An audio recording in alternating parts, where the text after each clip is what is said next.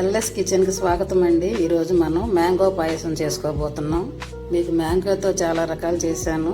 పాయసం కూడా ట్రై చేస్తున్నాను, ఎట్లా వస్తుందో. ముందు ట్రై చేసి తిన్నాక మళ్ళీ చేద్దాం అనుకున్నాను. సరే కానీ ఎలాగ చేస్తున్నాంగా తీద్దాం వీడియో అనిపించింది. సరే చేస్తున్నాను, ఎలా వస్తుందో ఏంటో. మరి మ్యాంగో పాయసం బాగానే ఉంటుందిలేండి. ఇదిగోండి ఈ సైజు మామిడికాయ చక్కగా పీల్ తీసేసి ముక్కలు కట్ చేసి నేను మిక్సీలో వేసి పేస్ట్ చేసుకున్నాను. ఇది ఉడకపెట్టిన సగ్గిబియ్యం. ఈ సగ్గిబియ్యం ఉడకపెట్టి చల్లటి నీళ్లు పోసి వార్చేసిన సగ్గిబియ్యం. సేమియాలు కూడా ఉడకబెట్టేసి చక్కగా చల్లటి నీళ్లు పోసి పెట్టాను వార్చేసి. డ్రై నట్స్ ఇవన్నీ కూడా నెయ్యి ఏమీ లేకుండా డ్రైగా వేయించి పెట్టుకున్నా. యాలక పొడి, మీ దగ్గర బెల్లం ఉంటే బెల్లం వేసుకోండి. ఇదిగోండి ఇప్పుడు మనం రెడీ చేసుకుందాం. ఈ మ్యాంగో ప్యూరీని కొద్దిగా 2-3 స్పూన్లు పంచదార వేసాను.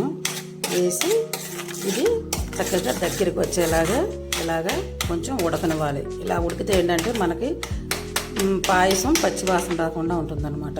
అందుకని ఇలా ఉడికిన తర్వాత ఇది చల్లారాక మనం అవన్నీ ఇంగ్రీడియంట్స్ అన్నీ వేసుకొని చక్కగా కలుపుకుందాం. ఇదిగోనండి మనం ఉడకబెట్టుకున్నటువంటి మ్యాంగో ప్యూరీ. ఇందులోకి ముందుగా సగ్గిబియ్యం వేసుకుందాం. తర్వాత సేమియాలు వేసుకుందాం.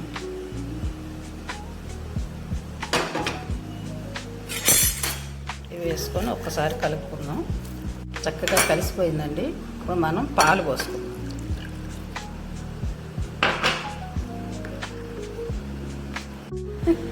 చక్కగా కలిసిపోయింది.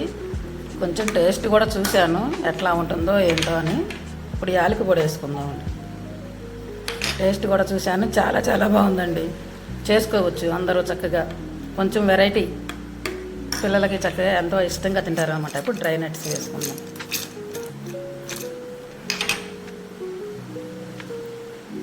చూసారా ఎంత బాగుందో.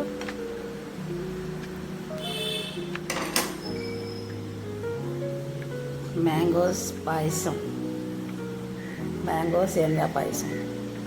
నచ్చితే మీరు కూడా ఇలానే చేసుకోండి. చాలా చాలా టేస్టీగా ఉంది. కొంచెం స్పెషల్గా వెరైటీగా ఉందండి.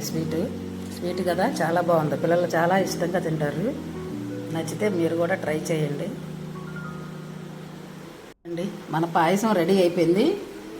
ఇది మనం ఫ్రిడ్జ్లో పెట్టుకొని చల్లగా తిన్నా బాగుంటుంది, ఇలా తిన్నా బాగుంటుందండి.